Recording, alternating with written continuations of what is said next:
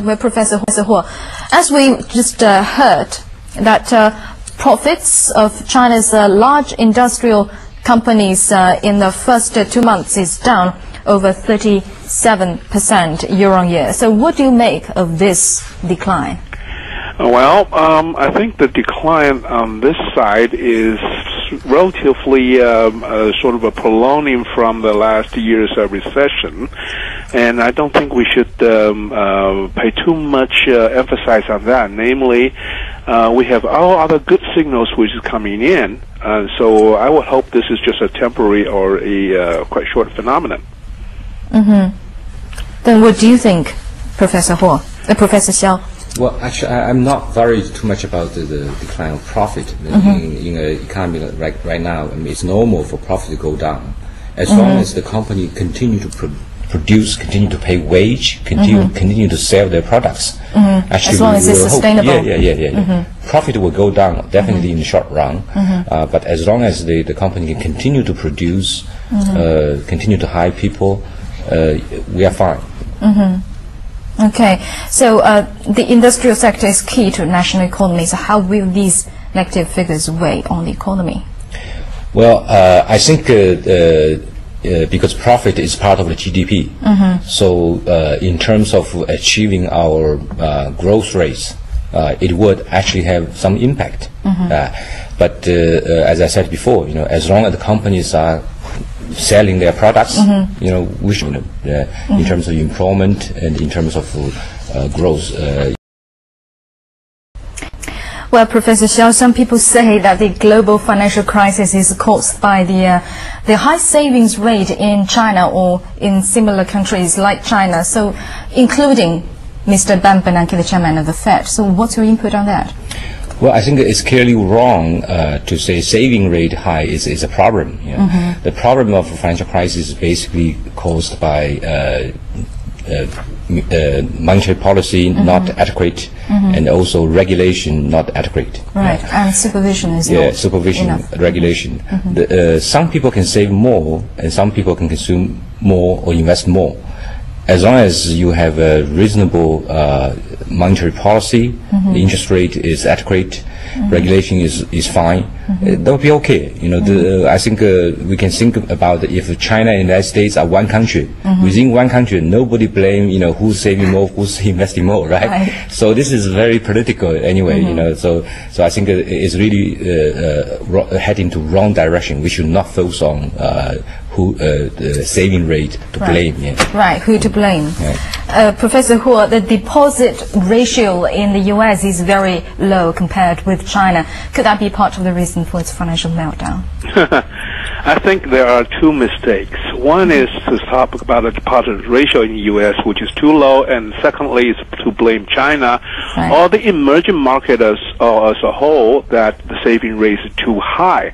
Remember that if this is the case, then we're only talking about savings, while this economic crisis or financial crisis that we have seen starts from the subprime crisis, which is something wrong in the derivative market.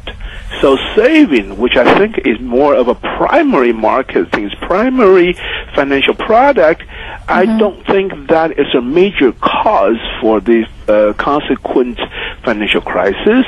While we should think about, yes, there are good things for people to save. Yes, there are good things for people to dissave, which is fine as long as you do it voluntarily.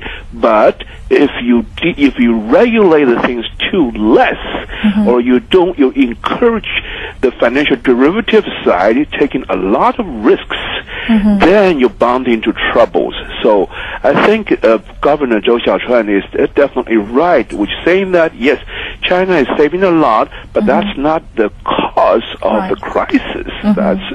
That's definitely a remark.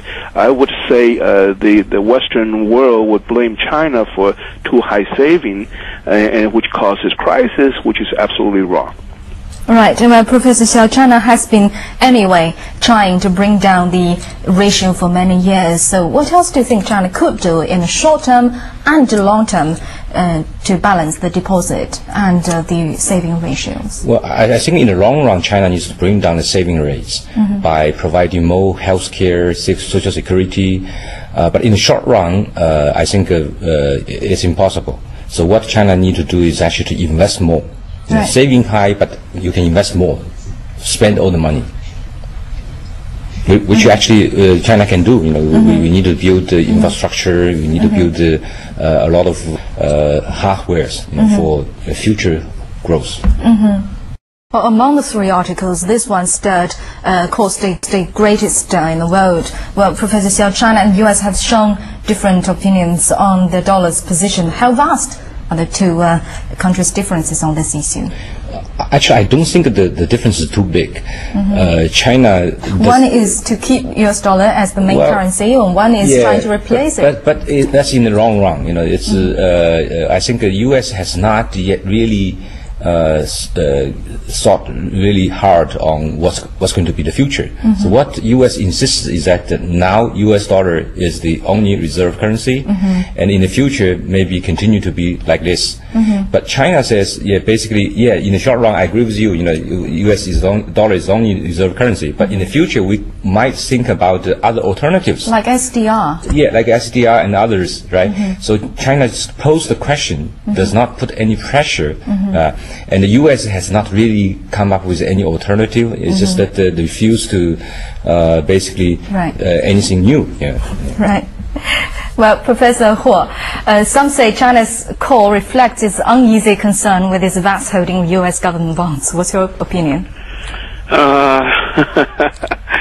Well, it's tough. It's tough. The Chinese government certainly is going to have a huge amount of trade surpluses in the near future, as well as probably for another several years.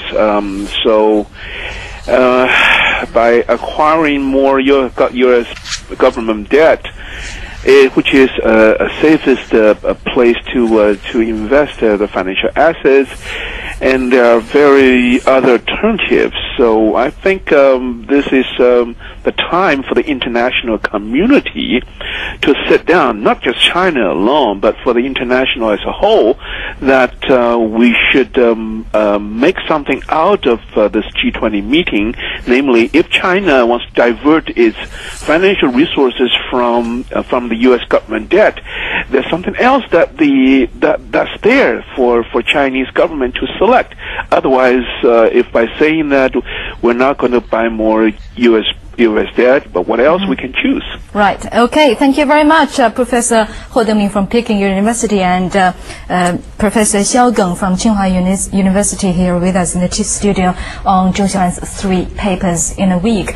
I'm Li Dongning in Beijing. Thanks for watching Biz China. See you next